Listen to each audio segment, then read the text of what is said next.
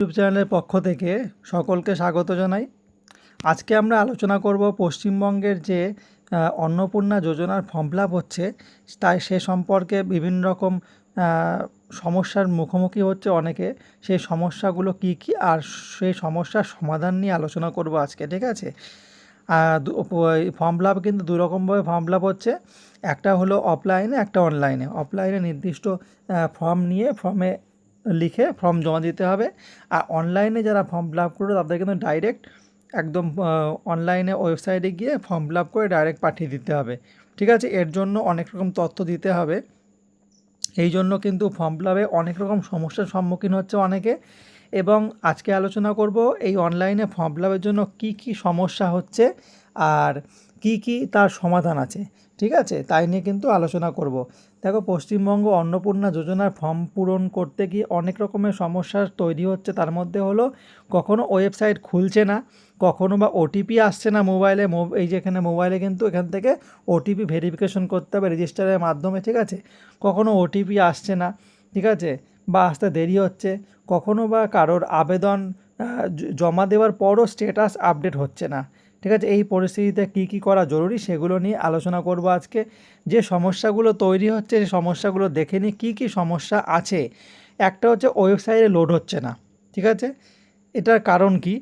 এটা হচ্ছে একসঙ্গে বিপুল সংখ্যক মানুষ কিন্তু এখানে আবেদন করছে, এই জন্য সার্ভারে কিন্তু চাপ পড়ছে। ফলে ওয়েবসাইট কিন্তু ধীর গতিতে কাজ করছে, ঠিক আছে?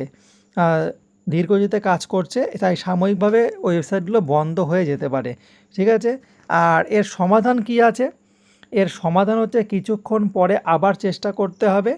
আর মেনলি এই অন্নপূর্ণা যোজনার ফর্ম ফিল আপ এখন করতে গেলে মেনলি ভোরবেলার দিকে আর অনেক রাত্রে, গভীর রাতে এই আবেদন যদি করা হয় তাহলে একদম ঠিকঠাকভাবে আবেদন হয়ে যাবে, ঠিক আছে?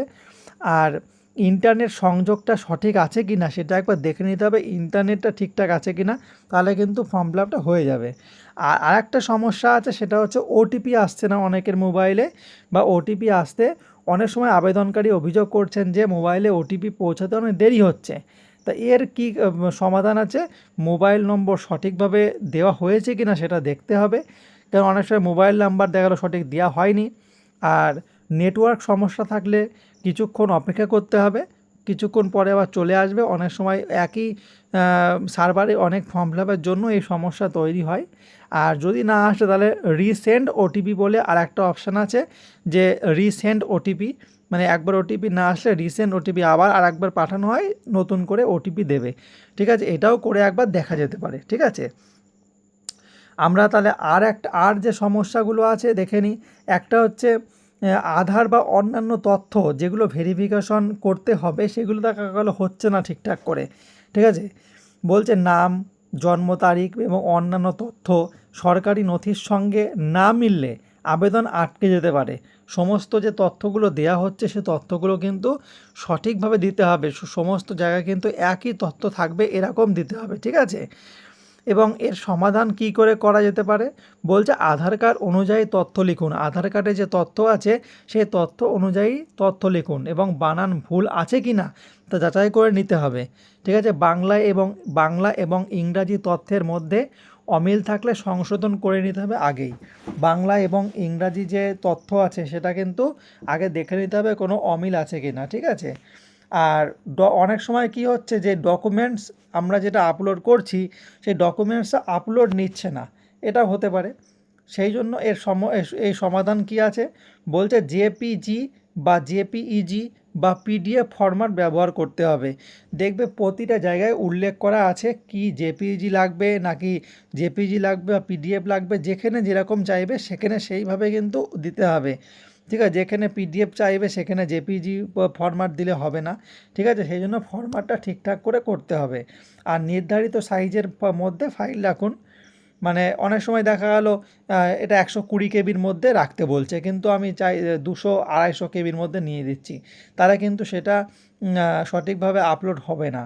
আর স্ক্যান করা নথি পরিষ্কার এবং স্বচ্ছ স্পষ্ট রাখতে হবে। যেটা স্ক্যান করা হচ্ছে সেটা কিন্তু স্পষ্ট। অনেকে দেখা গেল মোবাইলের ক্যামেরা ভালো না, সে মোবাইলের ক্যামেরা দিয়ে কোনো রকম ছবি তুলে পোস্ট করছে, এরকম কিন্তু হবে না, ঠিক আছে? পরিষ্কার স্ক্যান করা ছবি দিতে হবে, ঠিক আছে?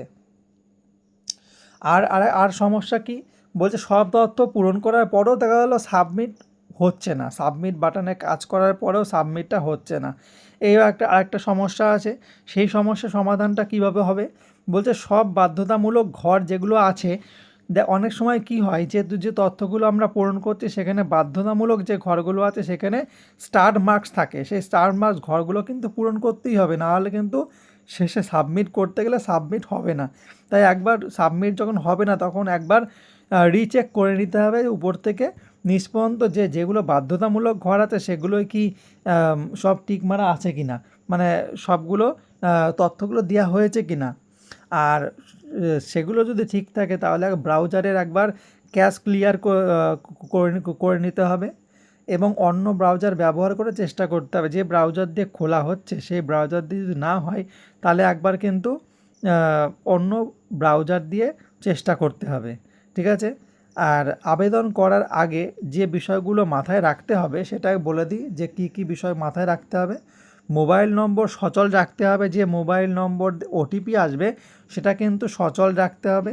আর আধার কার্ড এবং পরিচয়পত্র হাতের কাছে রাখতে হবে, যেগুলো খুব লাগবে আধার কার্ড, পরিচয়পত্র, সেগুলো কিন্তু হাতের কাছে রাখতে হবে। আর ব্যাংক অ্যাকাউন্টের তথ্য সঠিকভাবে দিতে হবে, যে ব্যাংকে টাকা ঢুকবে সেইটা কিন্তু ডিবিটি লিঙ্ক করা থাকতে হবে। প্যান কার্ড, আধার কার্ড, ব্যাংক অ্যাকাউন্ট তিনটে একসাথে লিঙ্ক থাকতে হবে, যেটা ডিবিটি লিঙ্ক বলা হয়, সেটা থাকতে হবে।